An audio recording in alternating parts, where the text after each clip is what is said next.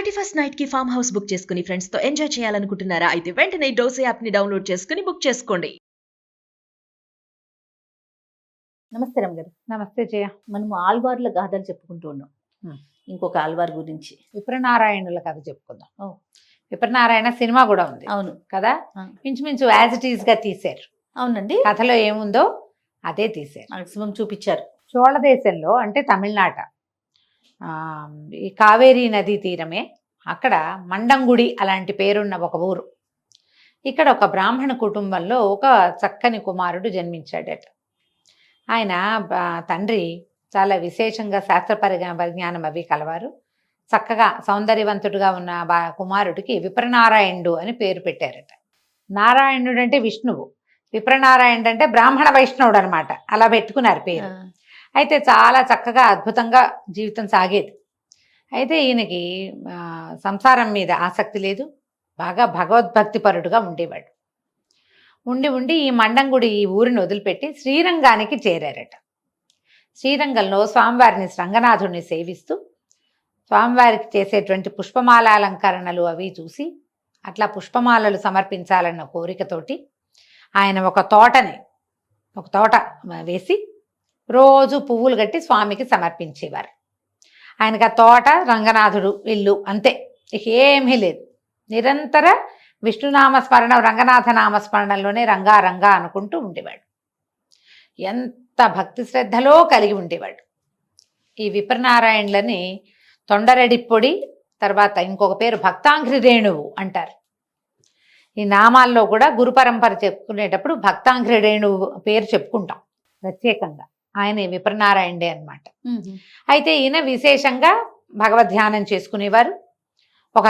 ఆ తోటలోనే ఒక చిన్న ఆశ్రమం లాంటిది ఉన్నది, ఒక చిన్న నివాస స్థానం ఉండి అక్కడే ఉండి మొక్కలకి గొప్పలు తవ్వుకుంటూ చక్క పువ్వులు విశేషంగా పూసేలాగా చెట్లని సేవించుకుంటూ పూసిన పువ్వులని, తులసిని మాలలల్లి స్వామివారికి సమర్పించడం. రంగనాథ సేవలోనే నిరంతరము సేవాపరాయణుడుగా ఉండేవాడు, అపరిమితమైన భక్తిపరుడు. ఆ కాలంలోనట దేవదేవి అనేటువంటి ఒక వేశ్యాగ్రగణి ఒక ఆవిడ ఉండేది, ఒక అమ్మాయి. ఆ అమ్మాయి చాలా అద్భుతమైన నాట్యగత్తె. రాజుగారి దగ్గర చాలా గొప్ప పురస్కారాన్ని పొందింది. అక్క చెల్లి ఇద్దరు రాజాస్థానంలో విశేషంగా నాట్యం చేస్తే ఈ అమ్మాయిని ఈ నాట్యమయూరు లాంటిది ఏదో ఒక బిరుదు ఇచ్చి బోలెడంత బంగారం వస్తువులు అన్నీ ఇచ్చారు. రాజుగారి దగ్గరికి ఏముంది, అనుగ్రహం వస్తే వస్తాయిగా.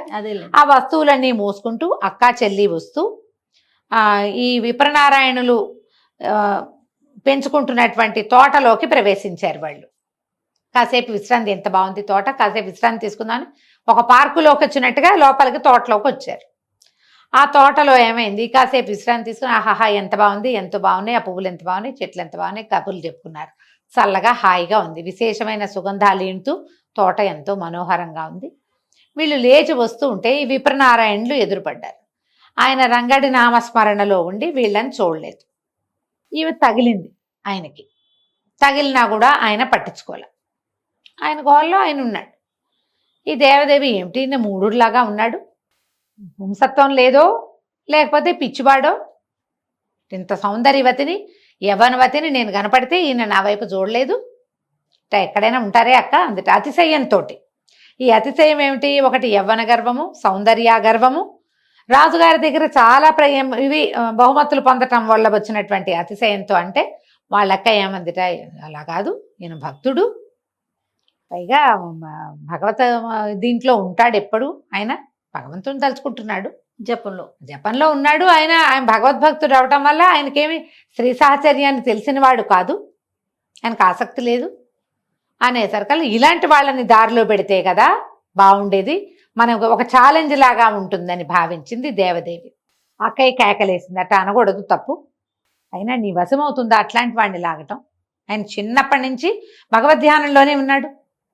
రంగడు తప్ప ఆయనకి కంటికి రెండో వాడు కనపడ్డు. నువ్వెవరు, నేనెవరు, మన దాని నుంచి, మన మామూలు ప్రపంచం నుంచి ఆయన వేరుగా ఉన్నాడు, అట్లా జరగదని అక్కయ్య చెల్లెల్ని కేకలేసరికి ఈ చెల్లెలు దేవదేవి ఒప్పుకోలే. ఇంకా నా ప్రజ్ఞ ఏముంది, ఇంత సౌందర్యం, నాకు ఇన్ని హోయలు ఉన్నాయి, ఇంత సొగసు ఉంది, ఇంత విలాసం ఉంది, ఇంత తెలివి ఉంది, ఎవరినైనా నేను దారిలో పెట్టగలను, ఇవన్నీ నా దారికి నేను తెచ్చుకుంటానని దేవదేవి అక్కతోటి ఛాలెంజ్ చేసింది. అక్క ఏమందట, నువ్వు గనక ఆ పని చేసావంటే 6 నెలలు నీకు ఊడిగం చేస్తాను నేను అంది. చేయగలిగితే. చెల్లెలు కూడా ఒప్పుకోలేదు. చెల్లెలు ఏమంది, నేను చేయలేకపోతే నేను నీకు 6 నెలలు ఊడిగం చేస్తా, ఇక గజ్జగట్టం, నీకు వెనకాల దాసీది చేసినట్టుగా నీ వెనకాల సేవ చేస్తానని అక్కతో పందెం కట్టింది. వాళ్ళ అక్కయ్యని పంపించేసింది. నగ నట్రా మొత్తం తన మెడలో ఉన్న వస్తువులన్నీ మూట కట్టి ఒక చెట్టు తొర్రలో దాచిపెట్టింది. ఈయన బట్టలు ఆరేసుకుని ఉంచుకుంటాడు అక్కడ. ఆ బట్టల నుంచి ఒక కావి పంచె తీసి కట్టుకుని ఈయన మళ్ళీ ఈయన యువతల విప్రనారాయణులు యువతలకు వచ్చేసరికల్లా కనపడింది. చాలా దీనంగా మొహం పెట్టుకుని నుంచుంది.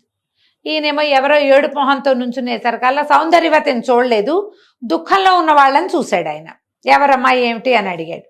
మా అమ్మని, మేము ఒక వేశ్యా కులానికి చెందిన అమ్మాయిని, మా అమ్మ నన్ను నాతోటి అక్కడ నేను చేయదలుచుకొని పని చేయాలనుకుంటుంది, నాకు భగవత్ సేవే చేయాలనుంది, రంగణ్ణి సేవించుకోవాలనుంది, నేను భగవంతుడి సేవలో నిమగ్నం అవ్వాలనుకుంటుంటే మా అమ్మాయి నన్ను రసికాగ్రణిని చేయాలని చూస్తోంది, మీ శరణు గోరు వచ్చాను, తోట చూసి పారిపోయి వచ్చి ఇక్కడ దాక్కున్నానండి. ఆయన అయ్యో పాపం అలాగమ్మా ఉండు, ఇక్కడే ఉండన్నాడు. అయ్యమ్మ ఏమో మీరు గుడికి వెళ్ళినప్పుడు నేను తోటను చూసుకుంటాను, ఒక పక్కన ఉండే అవకాశం ఇవ్వండి అని ఆయన బతిమలాడితే ఆయన ఒప్పుకున్నాడు. ఈవిడి దేవదేవి ఇక్కడే ఉండిపోతే ఆయన దారిన ఆయన కృష్ణ రామ రంగా అనుకుంటూ తిరిగేవాడు. ఈవిడ కొప్పులు దవ్వి, ఇల్లు దవ్వి, అవి దవ్వి, ఇవి దవ్వి, మట్టి పని చేసి ఏ పని చేసినా ఆయన్ని కదపలేకపోయింది. ఆయన ఏం చేయలే. కొన్ని నెలలు గడిచినాయి. ఈవిడ దుఃఖంతో ఓ రోజు నెత్తి మీద చేతులు పెట్టుకుని కూర్చుంది. ఇంత కష్టపడి చివరికి నేను మా అక్కయ్య ఊడిగం చేయాలా అని ఆవిడ ఏం చేసింది, శ్రీరంగనాయకిని ఉద్దేశించి దుఃఖపడి ప్రార్థన చేసింది. ఆ సమయానికి రంగనాథుడు దేవేరుతో సహా విహారార్థం ఆకాశ మార్గంలో బయలుదేరారు. అమ్మవారు చూసింది, లక్ష్మీదేవి చూసి అమ్మాయి దుఃఖిస్తోంది, ఆమె కోరిక తీర్చండి. ఆమె ఎందుకు దుఃఖిస్తోంది, దాన్ని దుఃఖించకూడదు, నా భక్తురాలు, ఓహో, ఆమె దుఃఖించకూడదు, ఆమె మనసు తీర్చమని స్వామివారిని ప్రార్థించింది అమ్మవారు. సరే, ఏమైంది, ఆ రోజు పెద్ద గాలివాన వచ్చినాయి. ఈయన రోజు విప్రనారాయణులు లోపల ఆశ్రమంలో పడుకునేవారు, ఈ అమ్మాయి పని చేయడానికి వచ్చిందిగా బయట వరండాలో పడుకునేది. ఆ రోజు రాత్రి బ్రహ్మాండమైన వాన వచ్చింది. లోపలే చలేస్తుంటే ఆయనకి జ్ఞాపకం వచ్చింది, ఈ స్త్రీ బయట ఉండిపోయిందని. తలుపు తీసి, అమ్మ నువ్వు బయట ఏం పడుకుంటావు దేవదేవి, బయటంతా చలిగా ఉంది, చాలా లోపలికి వచ్చి పడుకో, ఒక పక్కన ఎక్కడో చోట పడుకుందు కానీ అమ్మాయిని లోపలికి పిలిచాడు. ఆయన ఒక 30 సంవత్సరాలు 40 సంవత్సరాలు ఉన్న బ్రహ్మచారి, ఈవిడ ఒక 20 సంవత్సరాలున్న నవయువతి. లోపలికి వెళ్ళేసరికల్లా పెద్దగా ఉరుమురు వేసరికల్లా ఈ అమ్మాయి ఏం చేసింది, కప్పుకుని వెళ్ళి ఆయన్ని కౌగులించుకుంది. ఏనాడు అనుభవించని స్త్రీ సాహచర్యాన్ని తెలిసేసరికల్లా ఆయన ఆమె వల్ల పడిపోయాడు. ఇక దేవుడు లేడు, నిరంతరము ఈ అమ్మాయే. ఇక పూజ పునస్కారము, దేవుడు సేవ, తోట అన్నీ పోయినాయి. ఆ వదలలేని తనం వచ్చేసింది ఆయనకి. ఈయన దగ్గర బోల్డంతా అవి ఇవి సామాన్లు వస్తువులు ఏవో ఉన్నాయి, ఒకటి ఒకటి ఒకటి ఒకటి వాళ్ళ ఇంటికి సమర్పయామే అయిపోయింది. ఆ అమ్మాయి ఈయనతోటే ఉంది, కానీ ఆ అమ్మాయి దారి తప్పలేదు. దేవదేవి ఈయన్ని వంచాలి, ఈయన్ని దాని దారిలోకి తెచ్చుకోవాలనుకుంది, కానీ ఆమె ఏం దారి తప్పల, ఈయనతో పాటే ఉంది, వేరే కొత్త దారికి ఆవిడ వెళ్ళలేదు. ఈ లోపల వాళ్ళ అమ్మ వచ్చి గొడవ చేసి తీసుకెళ్ళిపోయింది. ఈయన ఇల్లు వాకిలి వదిలేసి వాళ్ళ ఇంటికి వెళ్తాం మొదలుపెట్టాడు. ఆ వేసి గారి పెద్ద ఆవిడేమో ఏవైనా ఈయన వస్తువు తెస్తే కానీ లోపలికి రానివ్వదు. ఏముంటాయి ఈయన దగ్గర, అన్నీ అయిపోయినాయి, ఉన్నవి కాస్త కూస్తా. ఈయనకి దేవదేవి సాహచర్యం కోసం ఆయన మనసు బుద్ధి రగిలిపోతుంది, పరమ దుఃఖంలో ఉన్నాడు. ఉండేసరికల్లా ఆయన చాలా దుఃఖపడుతున్నాడు. వాళ్ళ ఇంట్లోకి రానివలా బయటికి దోసేశారు. ఒక ఒళ్ళు తెలియని స్థితి, వ్యామోహం, మాయ ఇలా కమ్ముతుంది. ఈయన బయట దుఃఖంతో రోడ్డు మీద దారిలో నడిచొస్తుంటే మళ్ళా రంగనాయకులు ఇద్దరు విహారార్థం ఆకాశ గమనం చేస్తూ ఎవరో బాంధుడు దుఃఖిస్తున్నాడంటే, మనవాడే మొన్నటి దాకా మాలలల్లి ఇచ్చాడుగా, అద్భుతమైన మాలలని మెచ్చుకున్నావు, అతడే విప్రనారాయణుడు అనేసరికల్లా ఆవిడ చాలా బాధపడింది లక్ష్మీదేవి. అయ్యో, ఇతనికి ఇలాంటి దశ ఎందుకు వచ్చింది, ఇతన్ని దారి మళ్లించండి, సరైన దారిలో పెట్టండి అనగానే ఒప్పుకున్నాడు భగవంతుడు. ఏం చేశాడట ఆయన, రంగనాథ స్వామి దేవాలయంలోంచి, శ్రీరంగనాథుడి దేవాలయంలోంచి వెండి గిన్నె పాయస పాత్ర పట్టుకొచ్చి వీళ్ళింట్లో ఇచ్చాడు, దేవదేవి ఇంట్లో. నా పేరు శ్రీరంగదాసు, విప్రనారాయణుల పనివాడిని, దాసుణ్ణి, స్వామివారు మీకోసం పంపించారు అని. ఈ వెండి పాత్రను చూసేసరికి ఆవిడేమనుకుంది, ఓహో ఈయన ఏదో ధనం ఇచ్చాడు కదా అని విప్రనారాయణులకి కబురు చేసింది, రండి అని. రమ్మంటోంది అనుకుని, ఈయనకి తెలియదు, ఈ గిన్నె సంగతి ఏం తెలియదు, వాళ్ళే పిలిచారనుకుని ఈయన వెళ్ళిపోయి దేవదేవితో హాయిగా సంతోషంగా గడిపి ఆ పూటంతా ఆవిడతో కబుర్లు చెప్పుకొని ఆమెతో స్వర్గ సౌఖ్యాన్ని అనుభవించి తన దారిని తను తెల్లవారు వచ్చేసాడు. వచ్చిన తర్వాత మర్నాడు ఉదయం రంగనాథ స్వామి దేవాలయం తెరవబడింది. స్వామివారికి కైంకర్యాలు జరుపుతారు కదా, ఇంత పాత్ర ఉండాలి. పాత్ర ఏది వెతుక్కున్నారు. పాత్ర ఎట్లా పోయింది మొత్తం వెతికారు. ఎవరి పాత్ర తీసుకెళ్లారో తెలియదా. ఇంతలో దేవదేవి ఇంట్లో ఈ పాత్ర ఉందని వార్త వచ్చింది. అవన్నీ పుట్టించాడు భగవంతుడు. దేవదేవిని పిలిచాడు. ఆమె గజగజ వణికిపోతూ వచ్చింది. మీరు పంపారు అని తల్లి సాక్ష్యం చెప్పింది. విప్రనారాయణుల పనివాడే, దాసుడే పట్టుకొచ్చి ఇచ్చాడు. శ్రీరంగదాసు అనే నామధేయం చెప్పాడు అనేసరికల్లా ఇప్పుడు దేవదేవిది తప్పులేదు. ఆమె ఆ అమ్మాయి కులం అది. ఎవరైనా ఒక వస్తువు ఇస్తే, వస్తువులు ఏదో బంగారమో ధనమో ఇస్తే వాళ్ళకి సమయం ఇవ్వడం ఆమె వృత్తి. ఆ కాలంలో అదంతా నడిచేది. దేవదేవిని పంపేశారు. ఇప్పుడు ఈయన దొరికారు. ఈయనేం చెప్పాడు, నేను ఎవరిని పంపించలేదు, నాకు అసలు దాసులే లేరు, నా తోట పని నేనే చేసుకుంటా.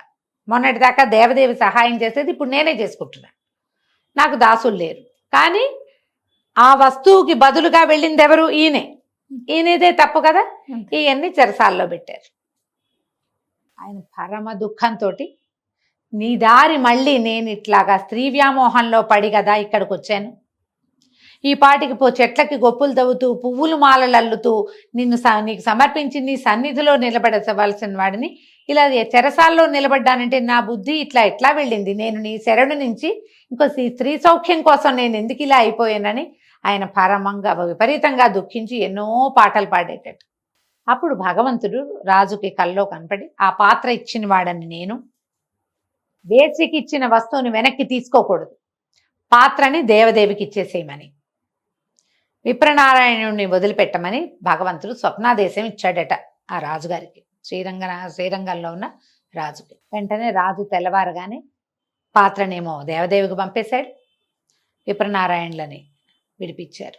భగవదాజ్ఞగా మిమ్మల్ని విడిపిస్తున్నాము అని చెప్తే భగవంతుడు తన యందు చూపించిన కరుణకి ఆయన విపరీతంగా సంతోషించి, ఈ విప్రనారాయణ నామధేయాన్ని విడిచేస్తున్నాను, నేను భక్తుల పాదరేణువుగా ఉండాల్సిన వాడిని ఇలా అయ్యాను కాబట్టి ఈ రోజు నుంచి ఈ నామధేయాన్ని విడిచిపెట్టి భక్తాంఘ్రి రేణువు పదాన్నే తీసుకుంటానని తర్వాత ఎంతకాలమో సేవించారట. కొన్ని కథల్లో, 1-2 కథల్లో ఏం చెప్తారంటే దేవదేవి కూడా ఇంకా తన వృత్తిని విడిచిపెట్టి వీరితో పాటే రంగణ్ణి సేవించిందని చెప్తారు. సుఖాంతాలు చేస్తారు కాబట్టి అట్లా కనపడదు. ఆయన ఆ వ్యామోహంలోంచి బయటకు వచ్చేసి తర్వాత ఈ తొండరడి పొడి పేరుతోటి ఎన్నో పాసురాలు రచించారు రంగనాథుల మీద. తర్వాత ఇప్పుడు స్వామివారిలోనే లీనమైపోయారని చెప్తారు. ఈ విప్రనారాయణ కథ సినిమా కూడా చాలా బాగుంటుంది. అప్పుడు పాతకాలంలో అంటే కథలకి ఎక్కువ జిలుగులు వద్దటం ఆనాటి పద్ధతి కాదు. ఇప్పుడు మనం భక్తుల కథల్ని కూడా అందులో ఏవో 2-3 అద్భుతమైన సన్నివేశాలు జనాకర్షణ కోసం పెట్టే పద్ధతి ఇప్పుడు వచ్చింది. కానీ అంటే ఇది కమర్షియల్గా వెళ్ళాలన్న ఉద్దేశం అయి ఉంటుంది. ఎవరి జీవితాల్లో అయినా అలాంటి కోణాలు ఉండొచ్చు, ఉంటాయి కూడా. ఉన్నా కూడా వీళ్ళు మహాభక్తులు అయినప్పుడు ఈ కోణాన్ని ఎందుకు చూపించాలి? హైలైట్ చేయక్కర్లేదు. అంత హైలైట్ అవ్వకుండా అది కలర్ పిక్చర్ కూడా కాకపోవటం వల్ల విప్రనారాయణ చిత్రం కొంచెం బాగున్నట్టే కనపడుతుంది. నేను ఎప్పుడో చూసా చాలా ఏళ్ల క్రితం. నిజంగానే ఇలా జరిగిందట. ఇది ఈ తొండరెడ్డిపొడి ఆళ్వార్, ఏమనాలి వీరిని, భక్తాంఘ్రి రేణువు వారి పేరు. ఈ ఆళ్వార్ల కథ ఇలా చెప్పబడుతుంది. చాలా బాగుంది రమ్మ గారు, చాలా సంతోషం. నమస్తే. నమస్తే.